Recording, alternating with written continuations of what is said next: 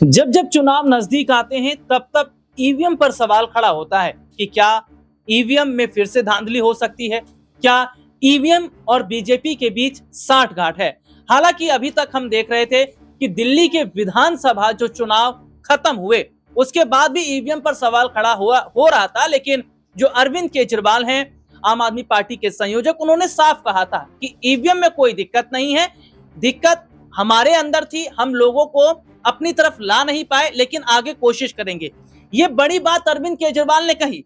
लेकिन ऐसे में देखा जा रहा है कि तमाम राजनीतिक पार्टी के नेताओं ने कहीं ना कहीं ईवीएम पर बहुत बड़े बड़े खुलासे किए हैं, जिसमें वो ये तक कहते नजर आए कि बीजेपी के हाथ में रिमोट है ईवीएम का और वो अपने हिसाब से काम करते हैं। हरियाणा के विधानसभा चुनाव में भी ईवीएम पर कांग्रेस पार्टी के जो प्रवक्ता हैं पवन खेड़ा या पार्टी प्रवक्ता सुप्रिया सिनेत, इन्होंने सवाल खड़ा किया था। और ऐसे में अपने दर्शकों को बताएं कि इस साल बिहार में चुनाव होने वाले और चुनाव से पहले एक बार फिर ईवीएम पर बड़ा सवाल खड़ा हो रहा है। चुनाव आयोग पर तमाम सवाल खड़े किए जा रहे हैं। हाल ही में एक बड़ा स्टेटमेंट राहुल गांधी ने दिया, जिसके बाद तेजस्वी ने उनका समर्थन किया।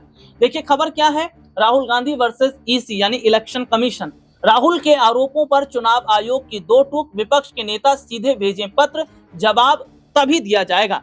यानी कि ये कहा जा रहा है कि आपने चुनाव आयोग पर सवाल तो खड़ा कर दिया, ईवीएम पर आपने सवाल खड़ा कर दिया, लेकिन सबूत क्या है इसके, सबूत तो दिखाया जाए। तो चुनाव आयोग ने कहा कि जब हमारे पास विपक्ष के बड़े जो लीडर्स हैं उनके हमारे पास जब पत्र आएंगे, उसके बाद हम एक बार फिर से इन मामलों की छानबीन करेंगे। तो क्या वाकई ऐसा होता है कि जब चुनाव नजदीक आते हैं या चुनाव के समय में बीजेपी जो है वो ईवीएम का झोल झाल करती है? हालांकि एक चीज है जिसको आप थोड़ा ध्यान भी दीजिएगा कि जहां बीजेपी की सरकार नहीं है वहां विपक्ष की सरकार है। क्या वहां पर भी ईवीएम में गड़बड़ी हुई या वहां पर ईवीएम ने सही काम किया? हिमाचल प्रदेश में आप आ जाइए, सुखविंदर सिंह सुक्खू उनकी सरकार है। इसके अलावा आप पंजाब में आ जाइए, भगवंत मान जहां आम आदमी पार्टी की सरकार है।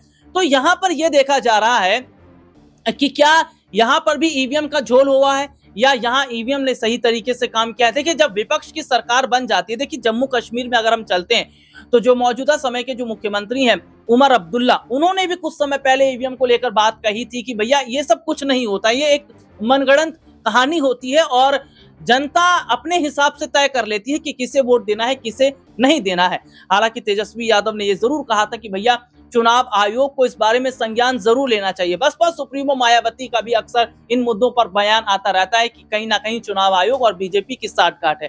तो क्या एक बार फिर से बिहार चुनाव से पहले ईवीएम पर जो सवाल दागे जा रहे हैं, क्या वाकई संभावना है कि बीजेपी चुनाव जीतने के लिए ईवीएम का इस्तेमाल कर सकती है? और अगर ऐसा है तो क्या चुनाव आयोग को इस मामले में बड़ा कदम नहीं उठाना चाहिए?